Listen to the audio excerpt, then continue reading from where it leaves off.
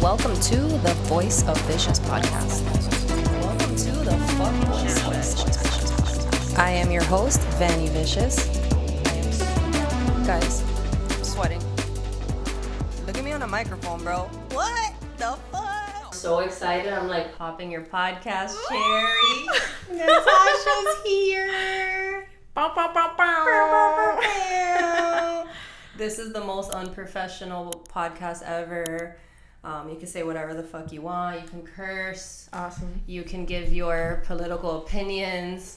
Yeah, baby. If you want. But Natasha's here, everybody. Welcome. Thank you. This girl's about to catch a flight like after this, and her busy, beautiful ass made time for little ass me. You're not little. Strong. Where are you going? You're going to... I'm going to New York for Thanksgiving to visit my dad and my family, so I'm excited about it. It's snowing, apparently. Well, and she's in her, like, tropical, like... Are you wearing a bikini right now? Yeah.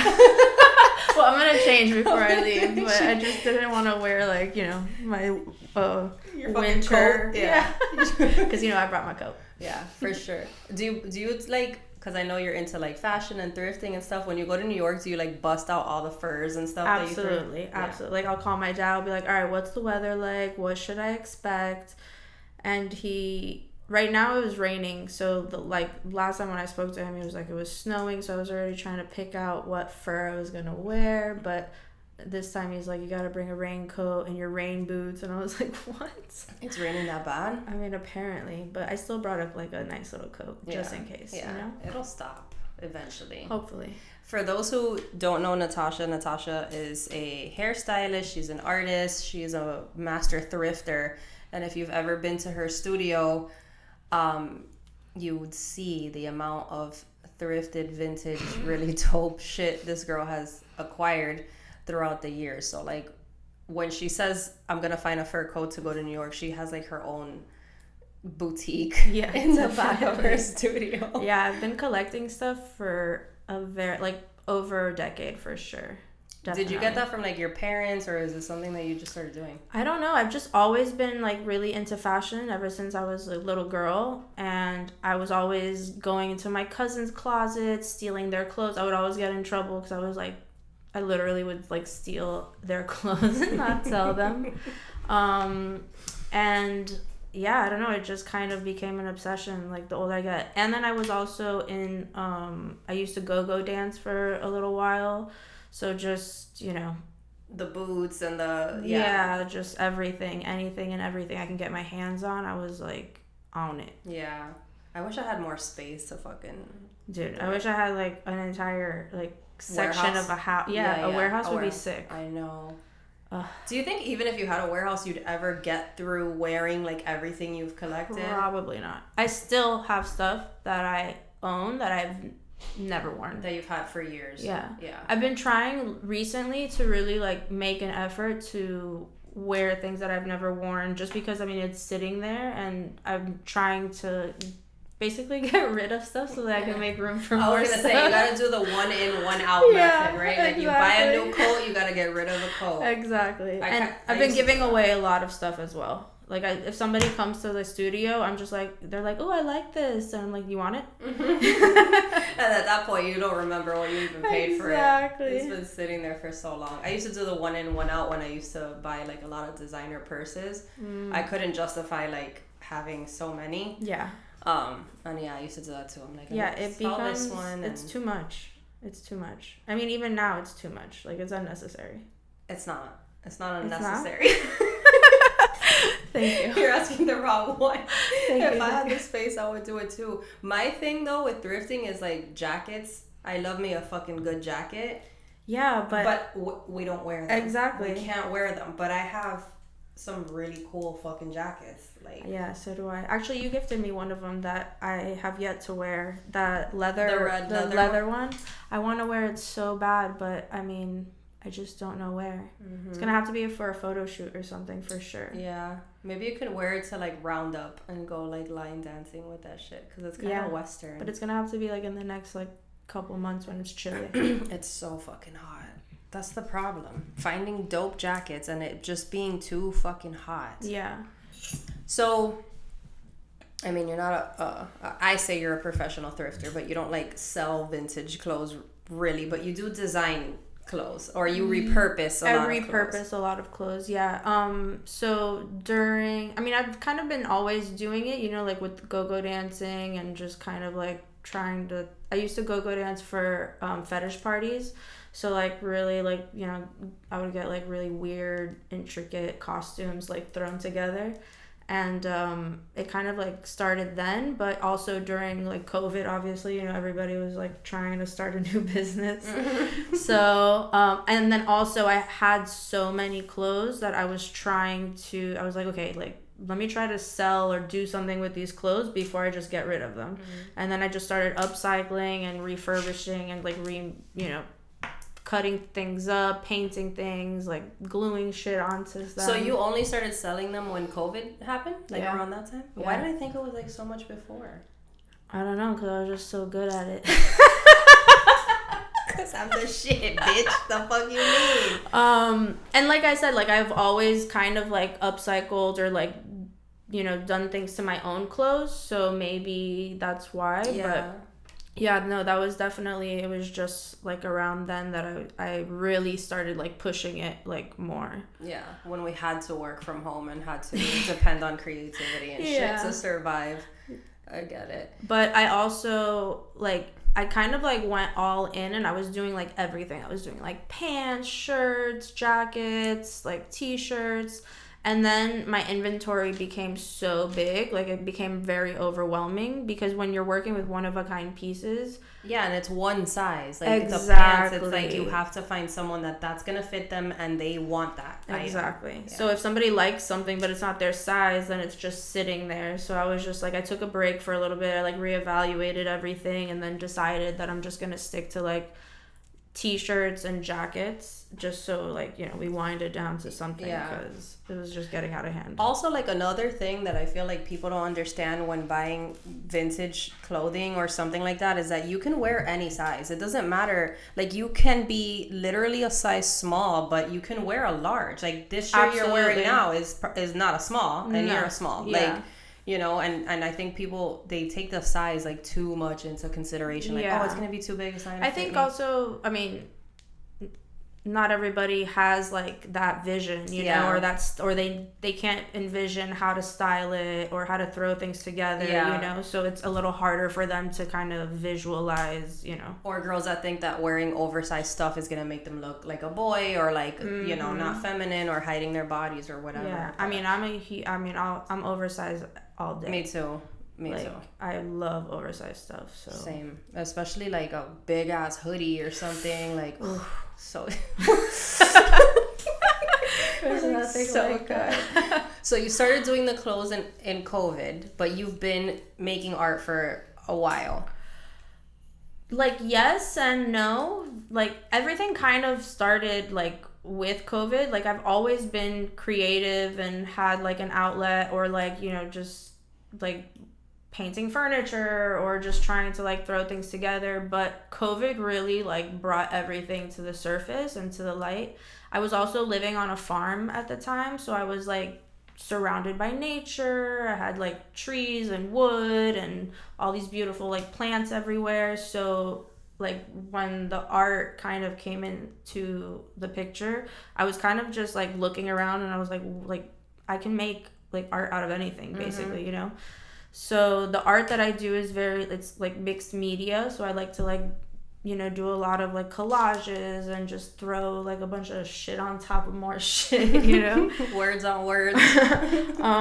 So I love using nature and incorporating that within like my artwork. So I was getting a lot of like the flowers and the leaves and the wood and just kind of experimenting. And I think around that time was when I was trying to figure out what my like your style was. Yeah, like what my niche was or whatnot, and I definitely figured it out. Yeah, I mean, I've known you for a while. You've been doing my hair for a while now. Don't judge her based off today's appearance. And you've always had like really dope art, like everywhere that you've worked and shit. So I've always like assumed that you had been doing it for a long time and or at least selling it. Yeah, no, I mean, I guess you know, I mean, but you still do art on people's heads all the time because you're like, you do hair, so exactly. you're always creative. I've always like dabbled in the arts, and you know, even like in my home or in my studios, I like to have everything on display, you know, whether it's like the clothing or anything. I just feel like also with the clothing, like if it's not out, then I'm gonna forget that I have it.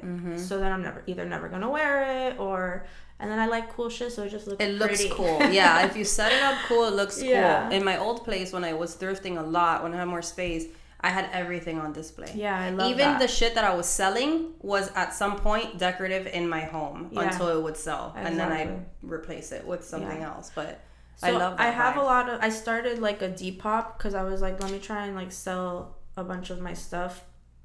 And sometimes like I'll go, like if I'm going out or doing something, I'll go back and I'll be like, let me try this dress on again, you know? And I'll like take it off the list. I'm like, I think I'm gonna keep this. It's actually cute, and I could wear it with a jean jacket, and it'd be so cute. No, I know. I do the same shit every fucking time. I list something, and I'm like, actually, no, that's mine. I still haven't like gotten the full function of that jacket yet. But I think that's the beauty also of like vintage and reselling and all of that, because you can easily just like, you know, take it off, put it back on, and or you wear it a few times and then that's it. The next person gets to enjoy it. I think that's fucking awesome. Like I don't know how people get, I don't know if still, but I've known people in the past that have gotten grossed out at like thrift stores, like, oh, it's used and who knows who wore it. Like, bitch, wash that shit, dry clean it, whatever, and then just fucking rock it. Like, what the hell's your problem? And depending on the item, like I personally like when it's more like lived in and already it's so worn. Much more comfortable, especially like leather stuff. The leather gets soft, jeans get softer. Or a good pair of boots that's already like broken into. Like, it's like wearing Converse. Like they always look cuter when they're dirty. Absolutely. I agree. Like same. Like when I get fresh ass Converse, I'm like, I'm gonna take them to the gym. Like fuck these up a little bit. Like I like these better dirty. I know. So you have your first art show coming up. Yes. Tell everyone about it. Tell us when. Tell us what they could expect. So it's going to be during Art Basel, December 6th from 4 to 10. And this is going to be my first art exhibition ever. I've never ever had an art show before, so I'm a little bit nervous, but I'm also like really excited to just like show everything. And I'm also making it very kind of like interactive. Okay. So like it's not just going to be art on the walls. There's going to be a lot of different aspects to it. I have a friend who is a florist, and she's going to do a bunch of like little floral installations, I guess you can say. And there's going to be a bartender serving some fancy cocktails, little hors d'oeuvres. But the art show itself is basically telling a story about like the journey of love and heartbreak and healing, which I get a lot of my inspiration from. So I'm gonna be there crying is what you're saying?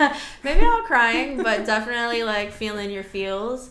Perfect. And it's just something that everybody can relate to, which I think is really cool as well. And there's at one point there's gonna be like a confession booth where people are gonna be able to write down their confessions anonymously if they want. They can write their names if they want, and then put it into a little confession box. And then I will then use those confessions for a future art project that I have in mind. That's actually really fucking cute. Yeah. I'm excited. I know, I'm really excited. And there's going to be like a bunch of candles, and then people will be able to like light candles. Like a romantic kind of vibe with the flowers. Exactly. And the so like very like romanticized and telling a story.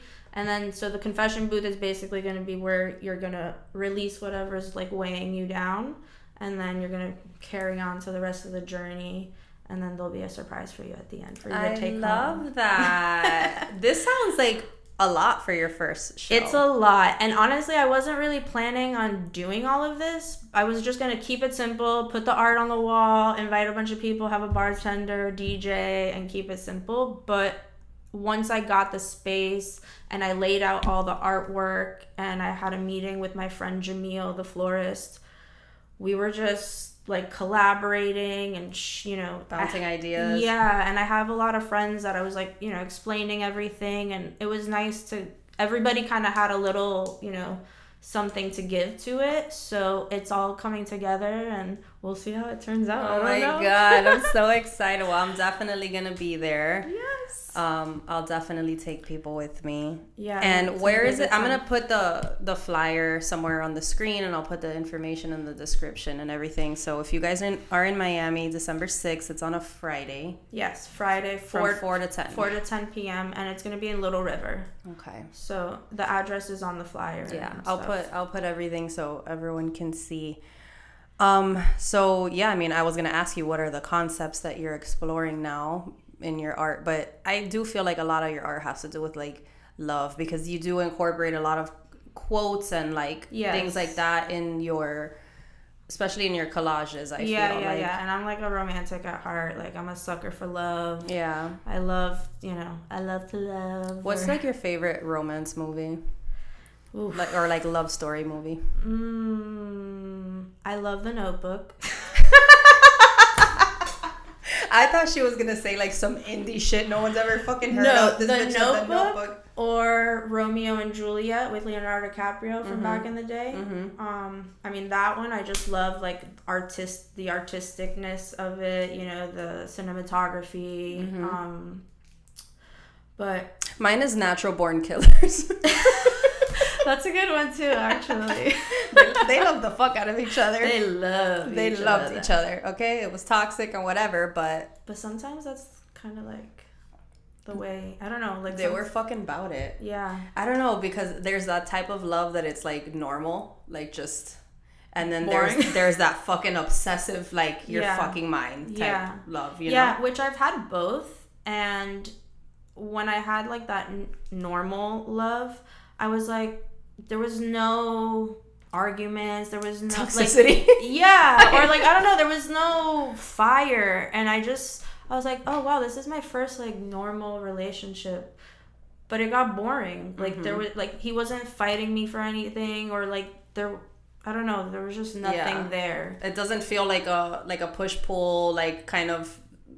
Yeah, whatever. And I feel like a relationship, like in order for it to work, like you have to have those ups and those downs in order to figure out how to manage each other or how to work with each other. Well, down the line. Because if you think about it, like if you're with someone that just like is like, okay, sure, yeah, about everything, like you don't grow as a person because you're not learning anything. Exactly. This person's not teaching you. They're just like letting you be, like, which in theory is cool because they're not judging you. Yeah, but at the then, beginning it's fun. Yeah, but then after you're like, what the fuck? Yeah. Like, put me in my place, bro, because I know I'm not being I know I'm not being good right now. Like, you need to fucking tell me and something. then we take advantage. Put me in my place and choke me a little bit. In a nice way. Exactly. So how do you think that your experience in the beauty industry has influenced your artistic style or your approach, if it has? I mean, like, I think beauty falls into the same category as fashion, and I wonder where your Venus placement is. Do you know?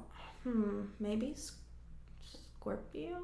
We're gonna look it up later. Yeah, I'm really curious because Venus is about like love and like how you look. I know that my entire chart is pretty much Scorpio. And then I have like one Capricorn in there somewhere. But yeah, I'd be curious to see. I have it like on my phone. I mean, I don't know, like, hair has always been a part of just the overall like fashion look. And honestly, I've been doing hair for 17 years now. And part of like with like COVID and dabbling into the arts and fashion, I was kind of getting tired of doing hair almost, and I was like, I need to find another outlet because I was getting bored and kind of stagnant with the hair, and there's only, so, like you've done it all already. Yeah, and I mean, 17 years of doing hair, like, yeah, it's fun, it's awesome, but I needed to be stimulated in another way, so that's why I was kind of like dabbling into all of that. So now it's nice to have a nice little balance of like all of them where like kind of like bringing them all together. Yeah, and then you're taking a break from like the everyday hair. Yes. Like you're like, I'm not gonna take appointments today because I'm doing this now or whatever. Exactly. Yeah, that's how I felt about like shooting. Like when people were like, "Have you ever shot with a car?" I'm like, 150 fucking times. I've been doing this for 20 years. You cannot give me a photo shoot idea that I haven't done in some way already in 20 years. So yeah, it gets fucking boring. We need to be like change it up. Yeah, like in other ways. I don't know. Maybe that's also why I got into like thrifting and shit too, because and anyways, like for you and me, like we've been shooting also for such a long time. I feel like some photographers, they always want to shoot the same thing, or you know, it was like, if you're not coming at me with a cool idea or something like super creative or different or whatnot, I don't want to do it. Yeah, same. And then, well, you have that option. I don't really have that option because it's my only source of income, really. So it's like I have to shoot the boring ass stuff because that's what sells. Yeah. On fucking OnlyFans, so I have to. But then when somebody comes to me on some like, what do you want to do? I'm like, hold on. Let me think. I have this idea in my mind. But I feel like you also have like a nice like variety and a really like nice a balance range. of Yes, you know, because I still do like my creepy girl shit, my little goth girl bullshit and whatever, and I'll still sell that on OnlyFans because people. You know what I loved that you did? I don't remember how long ago it was, but you used like animal, like an alligator. I think you did it with like a group of people. Was it a baby alligator? Yes. Yeah. I love that shoot. Yeah, that was with Days back in the day. Yeah. It was like I forgot where the fuck it was, but yeah, they got a little baby alligator and they put him on a leash, and I was like, yeah, and it was super like classy. Yeah, and then I had this big, I was wearing like a gown, but I had this giant like python on my shoulders, and then they had other girls dressed really preppy, like, oh my god, like look at the weird girl. I love when you do all that like classy, extravagant, like stuff. That's usually with other people though, because I'm like, I don't know, I'm fucking tired. That's what it is. Girl, I'm tired too. So the creative process for you when you are making some kind of art, is it mostly, because you said it's all kind of love kind of theme, is it mostly I feel love today, I feel gratitude, I feel this, or is it mostly like I'm sad as fuck, let me let this out, or is it kind of like a combination?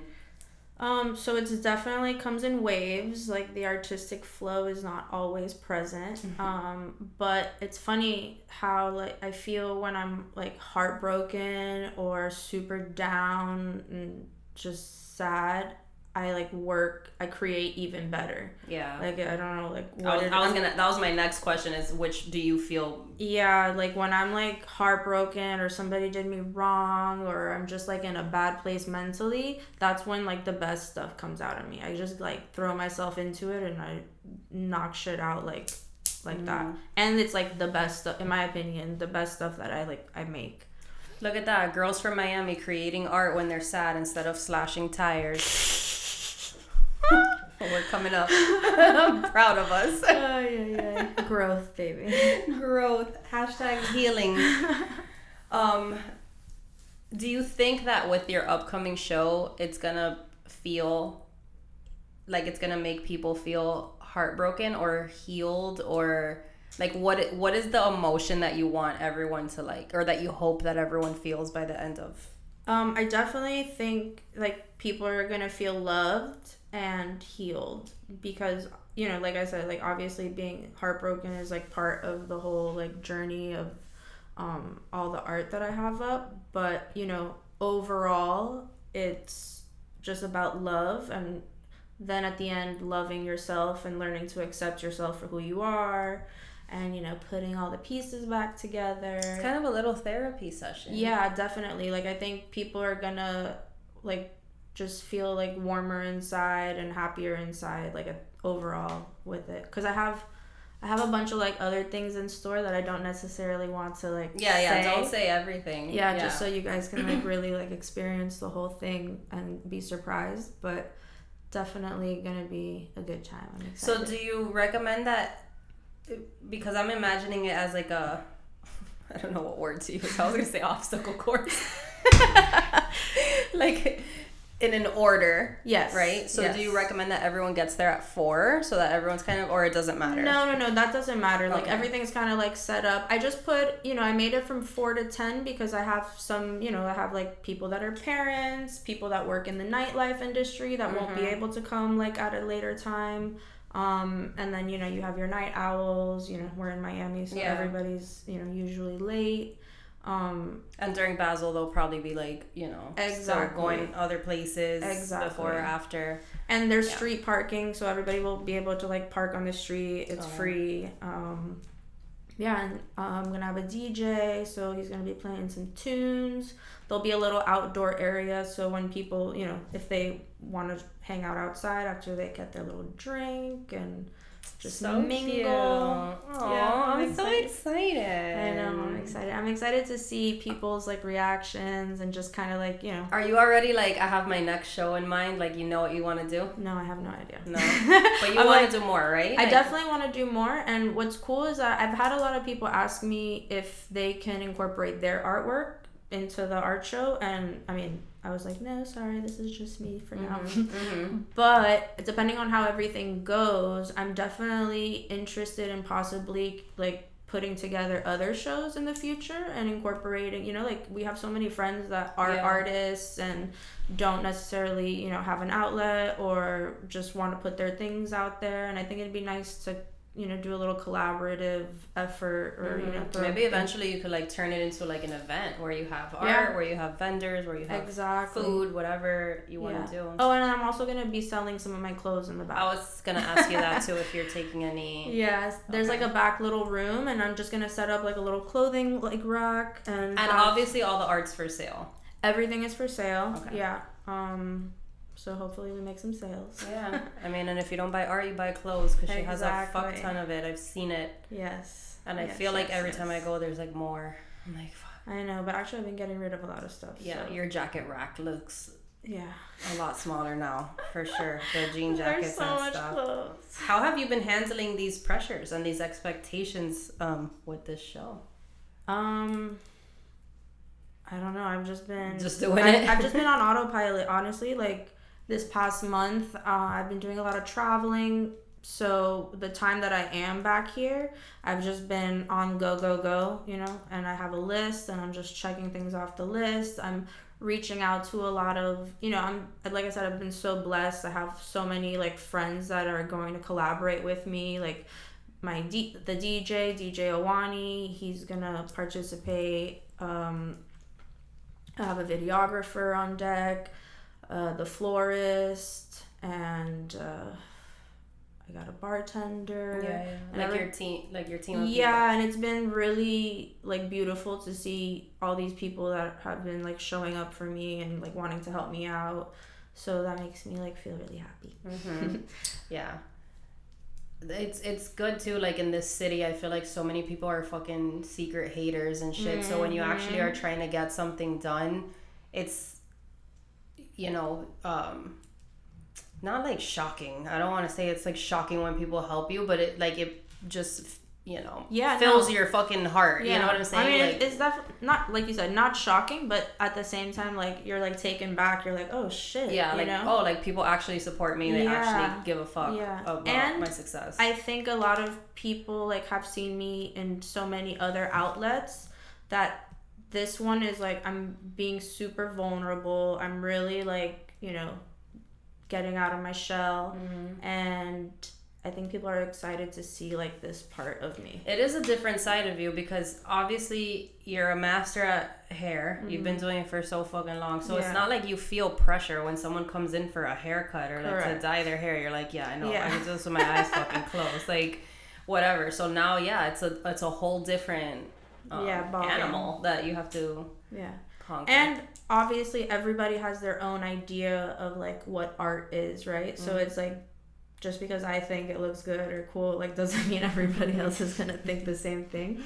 So it'll just be interesting to see. Honestly though, like first of all, your art is fucking cool, but second, like it's also really smart if that is a fear of yours of like people aren't gonna like this. At least it's like an immersive experience. So like even if they're not fans of the art, they'll be fans of how you put it together. And I personally have always been a fan of just like interacting with whatever it is. Like if I'm going somewhere, like I always want to touch things and feel things. Like let's be real, like walking around a gallery like with your head up in the fucking air, like I'm like, all right, I got a neck cramp now. Exactly. And like it's really bright in here. I think that's gonna be really cool for people to experience. And then like I said, at the end they'll be able to like take a little piece of something with them if they choose to, obviously.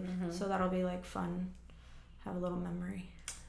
I'm super excited. Yeah, me too. Super. I'll probably be there at 4 because I'm old. That's fine. That's why I'll be like, before traffic? That's when I'm getting there. Are there any other artists that have influenced you, or you kind of just feel like either in art or hair? Like, have you ever been highly influenced by somebody else? I mean, definitely. Like, I have a lot of friends who are artists in Wynwood and Miami in general. And I've always been influenced by, their dedication and their devotion to it. And a lot of the inspiration and just kind of not knowing what to do, but kind of like guiding myself through this journey of like curating this art show has been kind of like through watching them do it for all these years, like just growing up with Wynwood when it first started and watching all these artists do their thing from nothing, and now you're learning another skill, which is curating fucking art shows. So like even if you wanted to not necessarily have your own show, but like help someone put together a show for themselves, like you could also go that route. Like it opens a lot of doors, definitely, however you look at it, which I love doing. Like I love like throwing together like a party and organizing because things. Again, it's creativity, right? Because you're still decorating, you're still putting together like a theme, or you're still it's still art, and like however you look at it. No, definitely. So I guess like just all the artists around Wynwood, a lot of them are like my friends, but I don't really know like many big names. Yeah, I don't off the top of my like head honestly anyways. Like people ask me like who inspires me, and I'm like nobody. I know. Like what do you mean? Like what do you want me to say? An actress? Like no, definitely not. Like that bitch is in an underground tunnel right now. I'm not fucking inspired. That's so funny. All right, if we're having a manifestation moment right now, tell us how you envision your art career and your hair career and everything evolving as we move forward. What is the ultimate goal? So I would definitely say at some point I won't be doing hair anymore. I'll probably still dabble here and there. You're still gonna do mine. Exactly. Yeah. I know. Every one of my clients are like, "You're still gonna do my hair." Yeah. But we'll just do it at your house. So I mean, eventually, like, just not doing it as like my main, focus. And I'm new to the art world, like just me like making art and kind of having a show and everything, so kind of just getting more familiarized with that, meeting more people in that genre, and getting my art out there, maybe traveling to other places. I don't really know much about this world. So it's like all new to me. Would you want to sell stuff online too, like to just no, definitely. I mean, I have a marketing girl, and she's kind of helping me, venture out. She asked me if I wanted to be part of a nonprofit that they're starting, to be on the board of it, and what it's going to be like for women that are artists, but they don't really know how to get to the next level or put their things out there. So it'll be, I don't know, I just want to surround myself more with like-minded people. Exactly, because I haven't been really around that. And, even doing the art show and even being on this podcast, I'm like really stepping outside of my comfort zone, which I told myself like 2025, like that's my goal. Like I want to do things that I usually won't do, and, it's time to do new things. Yeah, for sure. Do you think that getting older makes you want to be around people that are more into what you're into? Because I've been feeling like that lately. Like the older I get, the more I'm like, Man, I don't really have a lot in common with like the people that I'm surrounded with the most. I actually don't have anything in common with like my best friend. Like nothing at all. Like we have known each other since 5th grade, so like we're besties, but we don't have anything. Like our lifestyles are different, our interests are fucking different. And then I'm like, damn, dude, like the older I get, like what am I gonna go to the gym and like be like, hey girl, do you like to work out? Like want to work out together? Like a fucking weirdo, you know what I'm saying? Yeah, I feel like I definitely like I got to a point where like my life was just like at a standstill, you know? Like I feel like for a while I was surrounded by like a lot of people that we had the same interests, but I don't know if it was COVID or what, but there was like a point where I was just like, damn, like what am I doing? Yeah, like what am I doing? What's next? Where am I going? So I definitely like now I'm feeling more in control, kind of like you're taking. Yeah, and just also like I want to like do other things, like you said, that I'm interested in, where I'm gonna meet other people that are gonna motivate me and, you know, see things the way that I do a little bit more. Yeah, I'm having that issue too, and like I'll talk to my friends about it, and they're like, well, why don't you go to like a arts and crafts free what? And I'm like, what? Yeah, because I'm 40. That's why I'm not gonna go to an arts and crafts fucking whatever the hell class or some shit. Like, what do you mean? Oh, just go up to like a girl in the gym. Like, no, it's not like that. They're gonna be like, are you hitting on me? What the fuck? Like, what am I gonna say? Like, hey, do you eat a lot of meat? Like, do you want to be friends? Like, what the fuck? So, like, what do you think is, how do we, like, solve that? I don't know. Yeah. It's weird to make new friends at this age. In this city, I feel like. Yeah, no, definitely. It's a Miami thing. So, I definitely, like, want to start, me and, like, I have my partner who's, like, working with me now at the studio. And she's also a creative, and she does hair as well. And we've been, like, kind of talking about hosting, you know, like, events. But so she throws like a paint jam where like people will come and she'll like, you know, we'll do like wine and painting and stuff. And also I wanted to throw like a trunk show with obviously all the clothes that I have and, you know, always include the wine. Yeah. Everything with wine. And so I'm thinking about kind of just doing little small events like that, just to incorporate obviously, you know, the things that we love and other people that might be interested in it. I mean, honestly, that's the only thing that I can think of. Yeah, like, and even then, like, again, this has to be a Miami thing and like a pre-programmed Miami thing, because even if I, like, let's say you throw an event. I mean, me and you don't count because we fucking know each other. But let's say you throw an event and it's like, this is for women who like art and blah, blah, blah, blah, whatever. And I'm like, oh, cool. Like, I'll go because I'm going to meet other artsy girls that are into, you know, or a trunk show. Girls that are into thrifting and into the same shit. Yeah. I feel like when we meet girls at our age, like we don't trust them because it's like, I don't know this bitch and I just met this bitch and like whatever. But if you travel outside of Miami, everyone's so fucking friendly. Yes, 100%. Like here, it's like this thing where it's like, yeah, she's cool. I met her 3 times. We hang out sometimes, but I don't trust her with my man in a fucking room. You know what I'm saying? Like, or like, what are her motives and shit? Because people in Miami, not everyone, but it's so weird. Yeah, no, I definitely feel that. I mean, anytime I travel outside of Miami, I'm like, why is everybody so nice? But it's definitely a Miami thing. But so that's why we include the wine. Because I think, like, obviously not wine everybody drinks. Makes everyone get along. Not everybody drinks, but even if you have one sober person and then one person who's a little winoed out, it's just going to create a little bit easier of a flow for people to, like, let down their wall and, you know, kind of let people in. 100%. And, you know. No, like, my friends will be like, why don't you talk to, like, because I love, like, I want a friend where not that May's going to watch this and go, fucking bitch. But I want a bestie, right, that loves the sauna, that eats like me, because I'm tired of people. And that's hard because... Yeah, because I'm tired of people being like, you can't eat this. And I'm like, why would you think I could eat a slice of red velvet cake? No, I can't. Yeah. Whatever. Someone who eats similarly, which is just healthy. That's it. Like, I just, like, which is rare. Someone who goes to the sauna, someone who likes to work out, and... that's it. Like someone maybe who likes to play pool, like do chill stuff.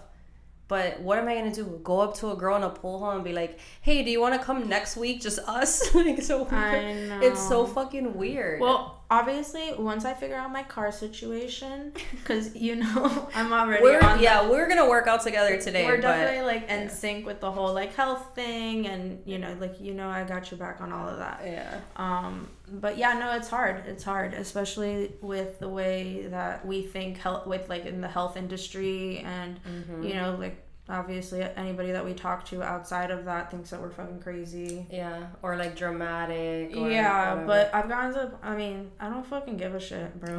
My thing is if you my friends, my family, everyone in my life does this. You already know what my diet is like, and it's not that I can't eat those things, is that I choose not to. Exactly. And then these people that are but you're not gonna die. I'm death is the measuring, how you measure this. It's not health, it's death. Yeah. I know I'm not gonna die if I eat this, but I don't want to feel like shit. Yeah, and it's when you complain about the fluoride in the water, it's it's just a little bit, and then it's yeah, but there's fluoride here. No, there's it's fluoride but there. How do you know it's a little bit, bitch? Did you test it? You have the science, and then it adds up, and then you have a shit ton of fluoride collected.